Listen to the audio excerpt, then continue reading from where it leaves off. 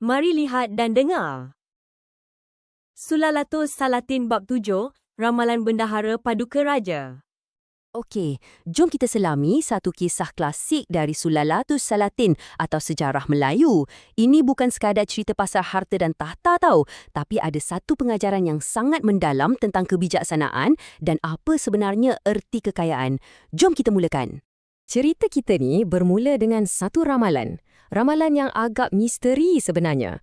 Bendahara Paduka Raja, seorang pembesar yang sangat bijaksana, nampak satu petanda tentang anak saudaranya Tun Mutahir. Satu ramalan tentang masa depan yang hebat menanti, tapi ada bayang-bayang yang mengatakan ia takkan kekal lama. Inilah yang mencetuskan segala-galanya. Jom kita patah balik ke permulaan cerita ni. Kita berada di sisi katil Seri Naradiraja, seorang pembesar-besar yang sedang tenat. Dia tahu masanya dah tak lama, jadi dia panggil saudaranya, Bendahara Paduka Raja. Tujuannya satu, untuk amanahkan perkara yang paling dia sayang, iaitu masa depan anak-anak lelakinya. Jadi, tinggallah anak-anak Seri Naradiraja ni. Sekarang dah jadi yatim piatu. Warisan mereka pula bukan sikit-sikit. 5 buah peti emas yang sangat berat. Dan kesemua harta ni sekarang berada di bawah jagaan bapa saudara mereka yang paling berkuasa. Persoalannya, adakah amanah ni akan dijaga dengan baik? Okey, sebelum kita teruskan, kita kena faham dulu siapa sebenarnya bendahara ni. Dia bukan sekadar menteri biasa. Kedudukan dia nombor 2 lepas Sultan. Dia ni lah penasihat utama, panglima perang, seorang yang sangat dihormati sebab kebijaksanaan dan kejujurannya. Jadi, setiap keputusan yang dia buat memang besar impaknya. Baiklah, selepas Seri Naradiraja meninggal dunia, bendahara pun ambillah tanggungjawab jaga anak-anak saudaranya. Dan satu pagi tu, dia nampak sesuatu yang memang luar biasa. Sesuatu yang akan mengubah hala tuju hidup budak-budak ni. Cuba anda bayangkan sekejap. Waktu pagi-pagi buta, bendahara nampak satu cahaya yang sangat terang keluar dari kepala Tun Mutahir. Dan cahaya tu terus naik sampai ke langit. Ini bukan cahaya lampu suluh ya, tapi satu petanda. Mungkin satu alamat dari Tuhan yang menunjukkan takdir besar sedang menanti Tun Mutahir.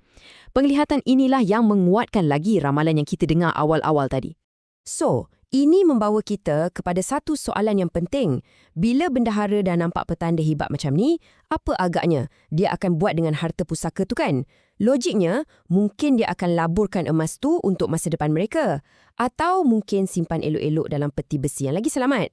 Tapi, apa yang bendahara buat memang tak siapa sangka. Dia kunci mati peti-peti emas tu. Bukan dengan mangga, tapi dengan menuang timah cahaya panas untuk memetrai peti itu selama-lamanya. Mustahil nak buka. Satu tindakan yang nampak sangat pelik kan? Dan inilah misteri utama dalam cerita kita. Kenapa dia buat macam tu? Okey, masa pun berlalu. Cepatkan cerita, anak-anak Seri Naradiraja, terutamanya Tun Tahir dan Tun Mutahir, dah pun dewasa. Dah jadi pemuda yang gagah. Macam orang muda lain, diorang pun nak mulakan hidup sendiri. Jadi diorang rasa dah sampailah masanya untuk tuntut hak mereka. Ini babak yang paling tegang. Bayangkan permintaan diorang tu sangatlah munasabah. Tapi jawapan bendahara, memang mengejutkan. Kedengaran sangat kejam. Bukan saja dia tolak, dia siap cakap emas tu hak dia pula.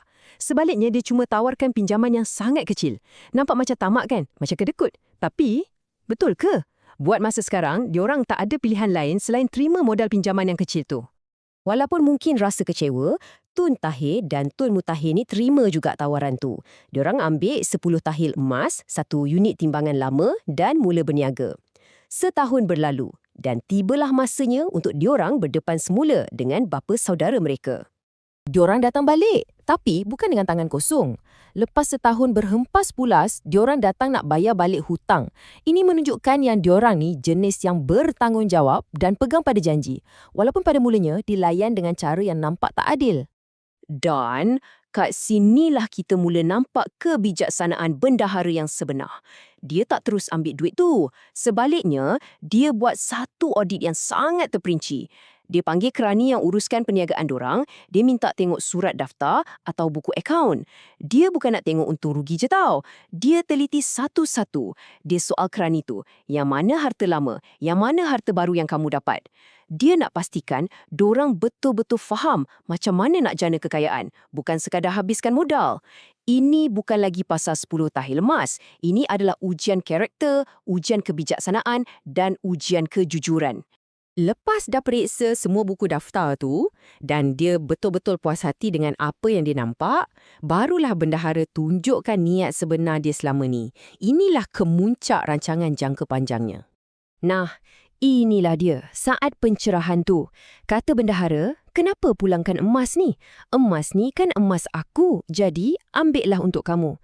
Bukan setakat dia bagi balik duit pinjaman tu, malah dia hadiahkan terus. Dan yang paling penting, dia akhirnya serahkan 2 peti emas pusaka yang dah lama terkunci tu. Ujian dah selesai dan mereka berdua dah buktikan yang mereka layak. Jadi, bila diorang dah buktikan yang diorang ni pandai urus harta, ini juga membuktikan yang diorang layak pegang jawatan besar dalam kerajaan. Sultan Mansur Shah pun lantiklah mereka ke jawatan-jawatan yang tinggi. Ingat tak ramalan awal tadi pasal Tun Mutahir akan jadi orang besar? Nah, inilah buktinya. Diorang bukan saja dapat balik harta, tapi juga dapat kedudukan dan kehormatan hasil dari ilmu dan kebijaksanaan yang diorang belajar. Jadi, kisah ini tinggalkan kita dengan satu persoalan yang sangat mendalam. Bendahara tak terus bagi ikan. Dia ajar anak-anak saudaranya cara untuk memancing. Dia faham yang warisan sebenar bukanlah peti yang penuh dengan emas. Warisan sebenar adalah ilmu, karakter dan kebolehan untuk membina kekayaan tu dengan tangan sendiri. Sesuatu untuk kita sama-sama fikirkan, kan?